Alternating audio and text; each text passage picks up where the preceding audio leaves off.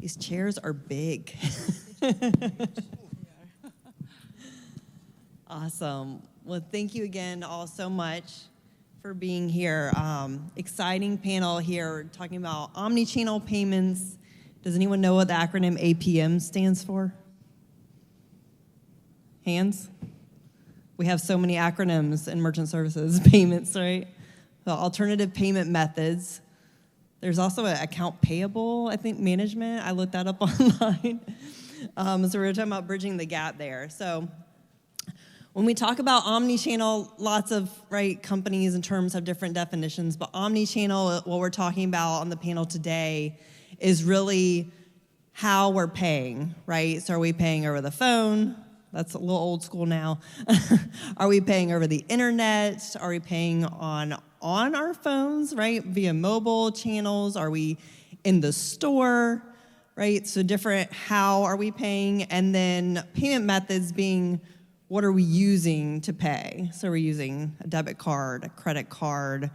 Is it an ACH? Is it a check? Is it an e-check, right? Prepaid, right? Different things like that. So really, we were talking about before this session too. When I first started my career at the bank in 2006, Kelly King, the CEO of BB&T at that time, looked at our group that was entering through the Leadership Development Program and said, your generation will see checks die. We still aren't there yet. Here I am 20 years later, almost 20 years later. But I did look up some statistics for 2024. And again, lots of studies. This was a study by the Federal Reserve. They said in 2024, 32% of transactions were credit card, 30% were debit card, 16% were cash, 13% were ACH, and 3% were check. So that's still pretty small for checks there. And really, I think with COVID, even though it was just a few years ago, we saw kind of newer entrants that gained momentum. If you've ever heard of the acronym BOPIS, Buy Online, Pay in Store, right? We were doing a lot of that during COVID. We also saw an increase of Apple Pay and people using NFC and merchants actually enabling NFC on their PIN pads. Some still haven't due to different software certs and things of that nature. And then we also saw verticalization, right? So I know my church still has a no past the plate from COVID where they are completely online tithing, as well as some schools. They stopped doing cash at the school lunch line, and so it's all online, and that, of course, affects payments and our businesses. And so I'm really excited to get into this conversation today and introduce our speakers, and we'll continue discussing further. So if you all would introduce yourself and let the crowd get to know you a bit. Perfect, thank you. Well, good afternoon, everyone. My name is Rebecca Dowsett. I work for Visa as a senior account executive, and I've been with the business now for about 10 years. Funny enough that you should mention checks, because I come from Australia where checks have basically been obsolete for about 10 years. So I'm really interested, into the discussion and really excited to be here. So thank you. Yes, hi, this is Gretchen. I work for TD Bank, mostly focused on payments, real-time payments, and some of this cool stuff that are happening today. I'm a very geek person, definitely a computer science engineer by heart, but always developing the career in business and product. So very passionate about what is happening in the industry and looking forward to the session today. Hey guys, my name's Will. Will Messina, co-founder, CEO of GrailPay. We're like a, main insight behind what we do is ACH is kind of the ugly duckling, unloved payment rail in many ways, and main reason why is it's often fairly tough to make money on. And so our, main insight behind what we do is say, hey, if you can be really good at understanding ACH, you could start to add additional value on top of it, risk products, faster payments, which we'll sort of get into, but yeah, happy to be here. Awesome, thank you. So we'll actually start with you, Will, since you were last to speak. We'd love to hear more about GrailPay. I mean, I know you and I connected last year personally, kind of networking and me learning more about your business. So would love for you to talk about how GrailPay is responding to the verticalization of software and omni-channel payments to create a unique value prop in the market. Yeah, so we mainly work with ISVs. So we actually usually sit one step above. So we work with like PayFacs, processors, gateways. Like most of these guys, like really, really good at credit card processing, but ACH is kind of a different world, right? There's different rules to it. It's slow. Honestly, it's just like usually not really good, and it's tough to make money on. So the resources haven't been dedicated to make it better. And so like where we come in is say, hey, let's do the end-to-end thing and say, hey, we'll process the ACHs, we'll offer the risk decisioning on it, and as real-time payments are coming live, we'll start to blend that with real-time payments and say, hey, ACH shouldn't take T+4 or T+5, it should be instant, right? So like a good use case of where we spend a lot of time and like see a lot of verticalization, omni-channel payments like be very important is like B2B payments. And B2B payments, if we think about the scale of B2B versus consumers, like way greater, right? So like there's 55 trillion in ACH volume in B2B payments. 40% of B2B payments are still like checks, right? And so like the ways that businesses accept money in B2B are like all over the place. Like the percentage of card volume in B2B, like Rebecca, I'm sure you have lots of thoughts on this, is very low compared to these other payment types. And so therefore, like what businesses are looking at is like, wow, this sucks. Like we have to accept wires and go to the bank and deposit checks and do all these different things. Like, all right, like that's not good. Like what we should do is like use this new software platform for, I don't know, I'm a wholesaler, for wholesalers, right? Or software platform for, material suppliers, whatever. And generally these software platforms will have all sorts of workflows to allow for reconciliation to bookkeeping, to allow for recognizing revenue, to do all of these different things like manage inventory, and then start to embed payments on top of it, right? And because like they offer really, really good workflows, right, the payment rails beyond credit cards start to become more valuable, right? So think like, usually it's pretty tough to make money on ACH, but if you blend an ACH with like some workflow that a business finds extremely valuable, right? Like the ability to combine inventory to the actual payment that happens and like understand the end-to-end life cycle, businesses will actually pay for the ACH, right? So like a good ubiquitous example is like QuickBooks. They charge 1% for an ACH. Like that's wild. It costs them a couple cents, right? And the reason why is because they blend it with the bookkeeping. So that's where we see a lot of like verticalization, like cool stuff. Yeah. Yeah, that's a great example. Awesome. Well, we'll continue with Gretchen. I know you mentioned kind of real-time payments, and so talking about as we look away, really from traditional pay by card is what we're talking about with Will, talking about ACH, and especially in the B2B sector.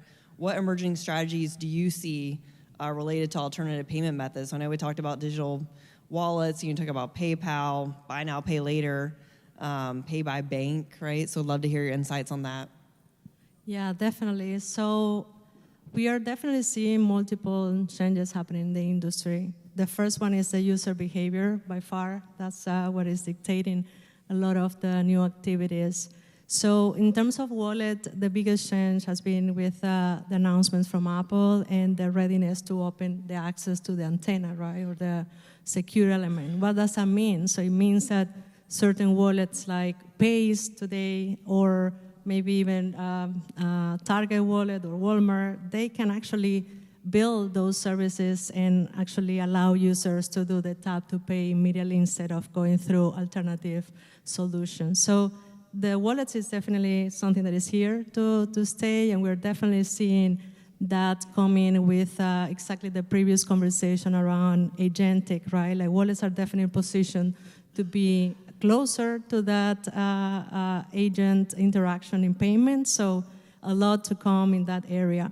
The other thing that we're definitely seeing in the industry is the open banking, right, with the new standards and 1033 that is opening new conversation and is empowering users to enable other solutions, like maybe instead of paying with a card, I will try to link my bank using an aggregator and going through pay by bank, which is at the end forcing other synergies like ACH for that settlement, or guarantee ACH in partnership with the aggregators, or even at some point real-time payment. That's definitely coming, I guess, at some point, connecting the flywheel.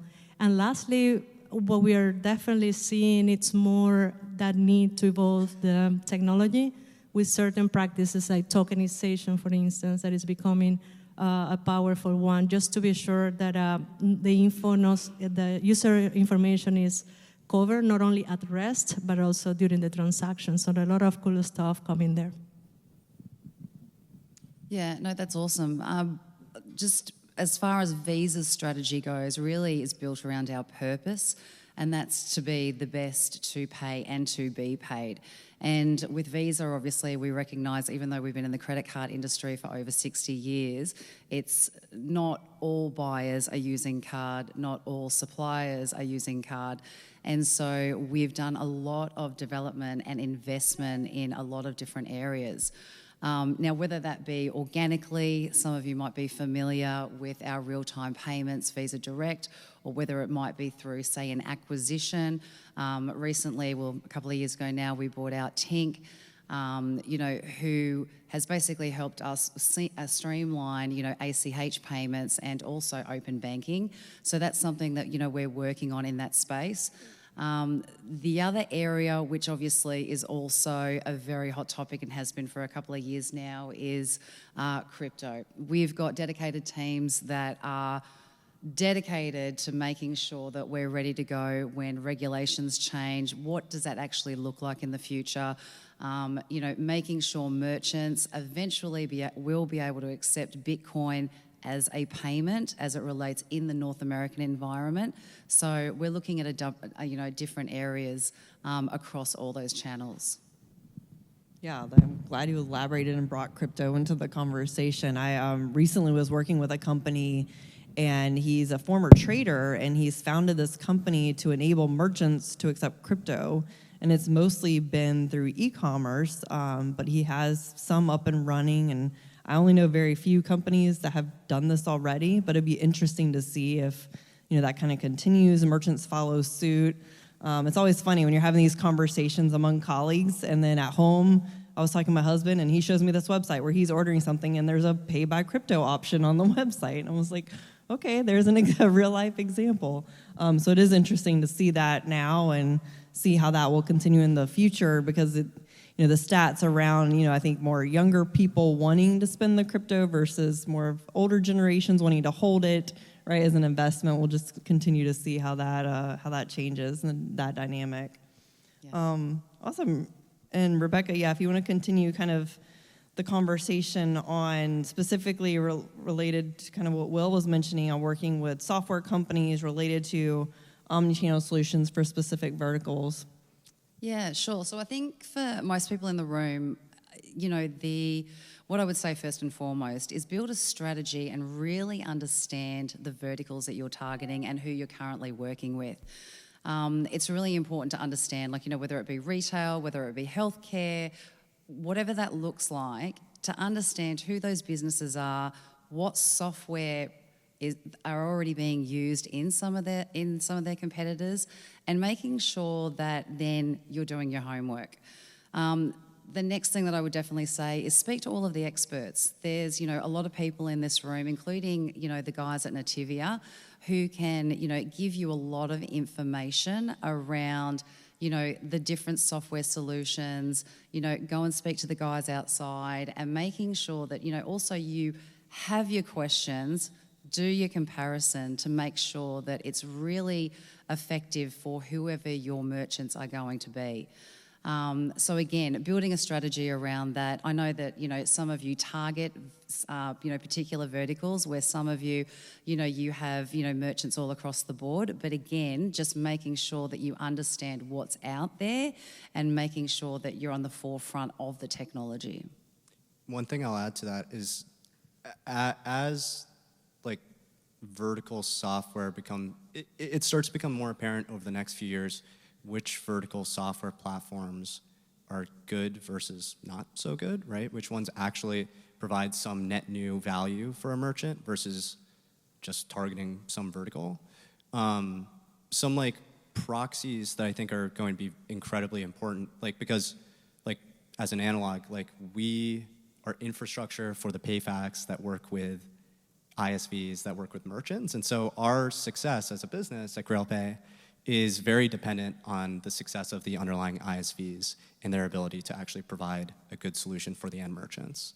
And so we're very conscious about trying to build a strategy around like, well, which ISVs do we want to work with, right? And inevitably it comes down to like, which ones are growing pretty quickly, right? But most important, like which ones have a product that their customers actually really love, right? And so I think it's very important to say like, hey, when you're looking at these software platforms and, you know, if you're serving barbershops, right?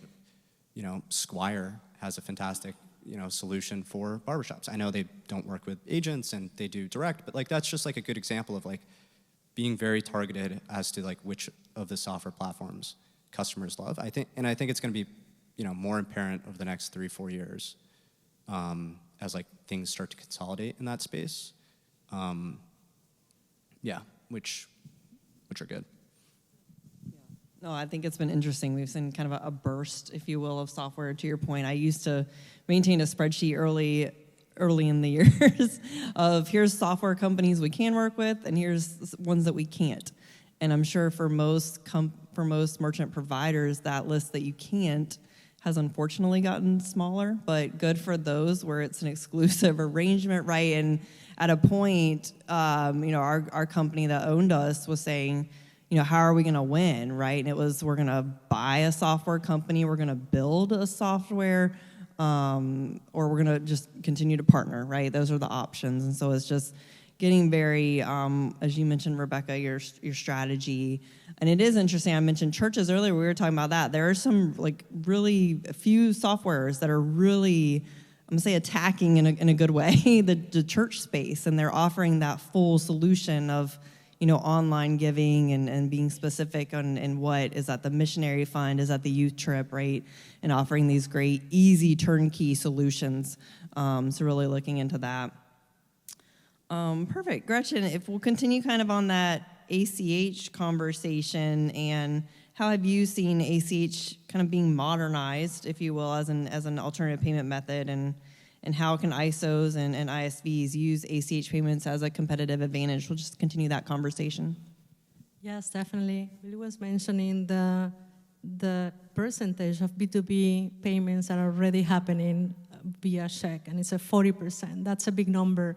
So it means that checks are here to stay. But one of the things that we can see in the industry is what is called the payment orchestration, right? Where you're able to probably initiate a payment with rail A, and probably based on your economy of scales or your pricing or your strategy, just finalize that payment or reroute that payment using other rails. So we might be seeing that in the industry coming between more traditional rails like Wire, for instance, being able to kind of go through that orchestration and be rerouted via ACH and so on. So that's one aspect.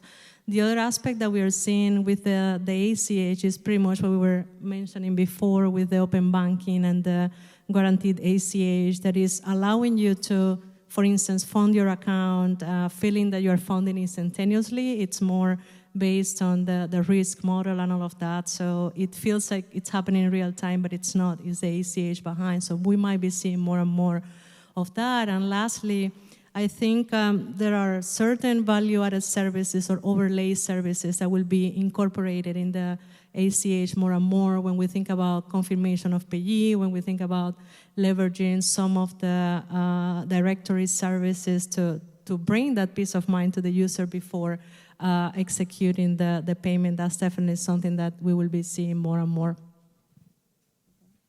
Perfect. And I ask Will you to comment on that same question? Yeah, I think it comes down to a few things. I think it's relevant for most other verticals outside of brick and mortar retail. If you're only doing brick and mortar retail, it probably honestly doesn't really matter too much. But for any vertical outside of it, I think there's like a few practical ways that it's hopefully getting better over the next few years. The first is like an integrated solution across card and ACH, right? Try to find payment, gateways and processors that's offering one solution that, says, hey, you will have one deposit in your bank account day in, day out that includes all of your card and ACH providers, payments. That's one. I think another is, how can a merchant have one integrated source of truth as to their data, right? I think status quo historically, there's been ACH and there's been cards. If you want to look at what's happening with ACH, you got to go to the ACH guys. If you want to look at what's happening with cards, you got to go to the card guys. I think that's another way it's getting improved over the next few years. And then lastly, I think another improvement is generally around risk and speed, which is ACH is historically a place where fraud exists. It's historically slow and it's historically unreliable. But I think like over the next few years, there's going to be more and more solutions in place that says, hey, we can actually understand the behavior, talking about the AI stuff, right? Like the behavior behind like, why does a payment go through, not go through? And if you can understand that fairly well, you can start to convert payments to real-time settlement, free cash flow for businesses, and overall like improve the overall experience. But those are a few of the things that I would like look to as to like, where is ACH going and like, how do you like differentiate? Yeah, and I want to add that there is a reality, like I mentioned, the user behavior, right? And the fact that it's very common for merchants and businesses in general to pass a decision to the user when we see solutions like disbursement, a different disbursement solution where as a user I get a link and then I choose how to receive the payment, and I have the different options, like Visa Direct, for instance, Pay by Bank, or RTP, etc. So I'm, as a user, the one deciding. So we will see more and more of that. It's a user that is evolving, that is asking more questions around, where is my data being stored? Where is my money? How can I get my money faster and more secure? So that is a reality that we cannot escape from. Yeah, that was a great ad. Okay, so I'm going to call this my look into the crystal ball question. So we've kind of talked about the past, right, and then kind of the present. So looking ahead into the future, I would ask each of you to share what you think the most significant challenges. We'll start with challenges, and then opportunities on the upside to kind of round out our ways to pay discussion. I'll go first. So I think the challenges are always just going to be around keeping up with the technology, the complexity around it, the integration, and just understanding it, as we go along. But in saying that, I think that there's a huge opportunity for everyone here today at looking at different verticals. And, I know that, like, for example, in the B2B space, there's a $21 trillion opportunity that's just in the US. And so, getting out of your comfort zone, maybe looking into, different industries where there is those opportunities. There's a lot of analytics and there's a lot of data out there on, where those opportunities lie, whether it be in debt repayments, or other verticals. But I think that there's a really good opportunity for everybody here to tap into some of those areas. Speak to Will, some of the guys about B2B, because again, there's a lot of opportunity that I feel like that we haven't penetrated yet. Yeah, and I think definitely one of the challenges is the fraud and how we convey that peace of mind to the user, right? That's definitely a reality. So it's about building solutions that are considering fraud first and conveying that, again, peace of mind to the user. I think that's the biggest piece. And the second thing that I see in terms of opportunities, literally shaping industries in general. When we think about real-time payment, for instance, we can think about just-in-time inventory, for instance. I can wait until last minute to pay, I get my inventory shipped. So I can think about the construction industry, which is today very impacted with around 14% of the costs are associated to payments. It means that I had to incur into loans that I didn't want to because I was not paid, or I probably have to go through late fees, so 14%. So the industry can definitely see that shifting. Small business, even merchants being able to ask for instant deposit of funds using, again, FedNow or RTP. So that is shaping the industry in general, but I think more importantly is the fraud, and even going back to the case before, again, agentic AI, that's pretty much what is happening today, and it's posing the position, like, what are financial institutions going to do? Are they going to be the KYC for the agents, or how is this going to happen? So very excited about all of that. I think a challenge over the next few years is it's tough to change behavior from my point of view. And I think in industries where, for example, checks dominate, right? And then also that's also an industry, as a result, you can't really make too much money on because most money is made on credit card payments. It's tough to change behavior to credit cards when people are moving money over checks. Sometimes, I guess there's a lot of factors, but I think like to that point, I think as things like real-time payments start to become like much more widely adopted, and like the experience of not paying with a check, for example, becomes step change better because the merchant can get paid instantly. I think there's a real opportunity for the payment providers that own that relationship with the merchant to essentially offer the full suite of services that merchant needs across not just card payments, but all of the alternative payment rails, and essentially act as that like financial services like operating system for these businesses. So I think like that's going to be an interesting trend. And I think an interesting opportunity on the other side is I think there's going to be more and more of a marriage between like the agent model and the ISV model. I know that there's already like a few playing in the space, like full stack payments, and there's some players like blending like this, interesting distribution advantage that agents have with like really good software. And I think it's going to be interesting to see how that shakes out over the next few years. Great. We'll just pause here to see if there's any questions from the audience. I think I can see. Okay. Perfect. Well, I might just have maybe Gretchen elaborate on real-time payments. So I think most of the folks in this room are on the card acquiring side. So when we talk about real-time payments, I think we see a lot of examples around, I have a Robinhood account, right? I'm going to move money from my investment account into my savings account or my checking account. How might you see, or maybe we've already seen real-time payments kind of in the merchant setting? Maybe speak to that.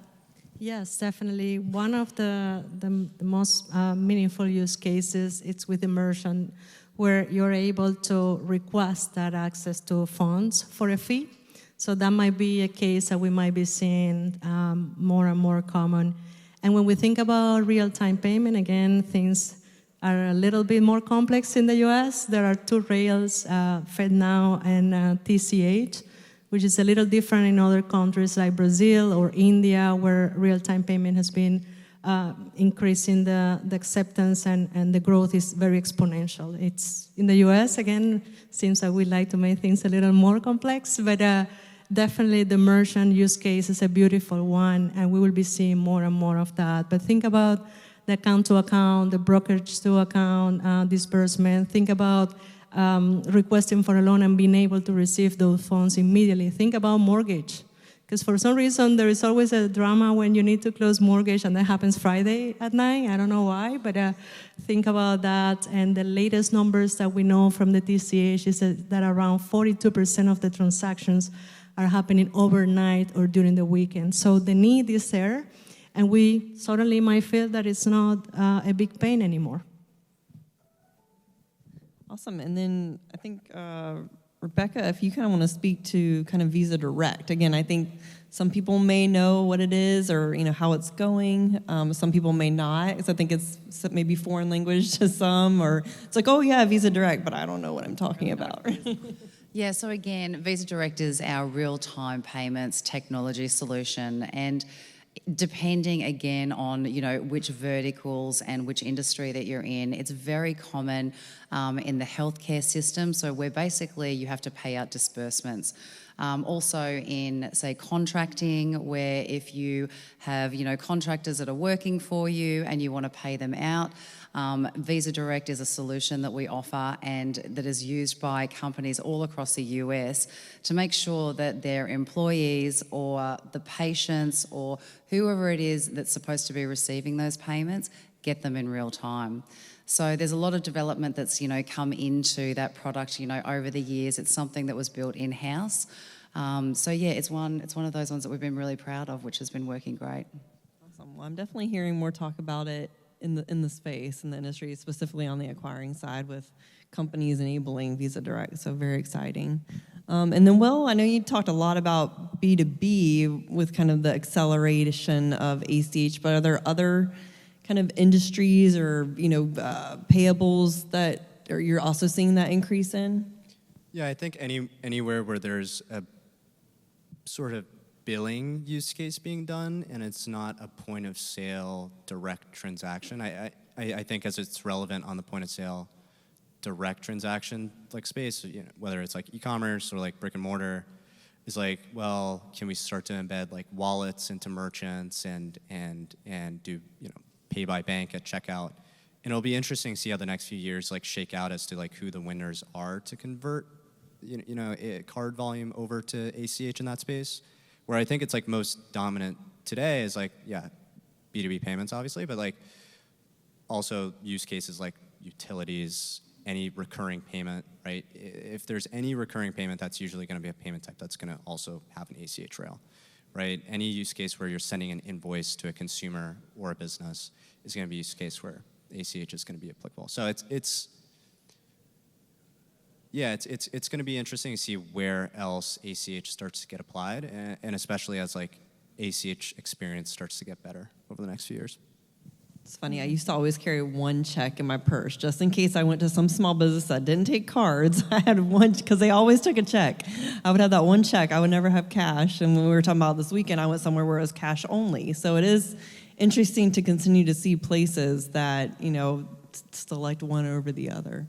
Well, I think it's also interesting too that so many places, especially now, with digital wallets in place and, contactless payments, how long is it going to be before everybody no longer has a piece of plastic in their purse? So that'll probably be the people that are still paying with check. Yeah, no, I think I went to a concert venue and they were contactless only, to your point. So, yeah. Yeah, and I was going to say that in terms of treasury services for businesses, let's not forget the virtual cards, right? And how you're able to issue the cards for specific payments where you can use it for recurring or shut it down one time only. So that's definitely a use case that is there to stay, and I'm sure we will be seeing more and more from Visa with some of the announcements last year, which is quite exciting. I think that's a great point. I remember when I was at the bank launching that and people asking, to your point, for B2B, they were like, I'll accept a virtual card, but like that's it, because of the fraud and security around it. So I think that's a great point. All right. Any last thoughts? Can I open it up to the group? No, I guess the only other thing that I would say is that when it comes to, omni-channels and, the customer experience, and I'll give an example, say in the retail space, it's very important that, the end user has the same experience, whether they're online, whether they're purchasing through their mobile app, whether they're in store. And they also have the capabilities where all of those systems are integrated. So if you do buy something online, you can take it back in store, and it's just this seamless process.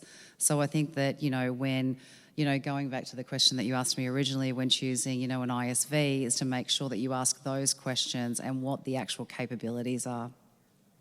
And one thing I'll add is like, as you continue to think about like, how are these things relevant to me? I love chatting about this stuff. So we're all kind of learning together what's going to happen the next few years as it relates to, what happens with cards versus ACH and checks and all of this fun APM stuff. So always up to chat about just like this general space. All right. Well, thank you all so much. Let's give them a round of applause.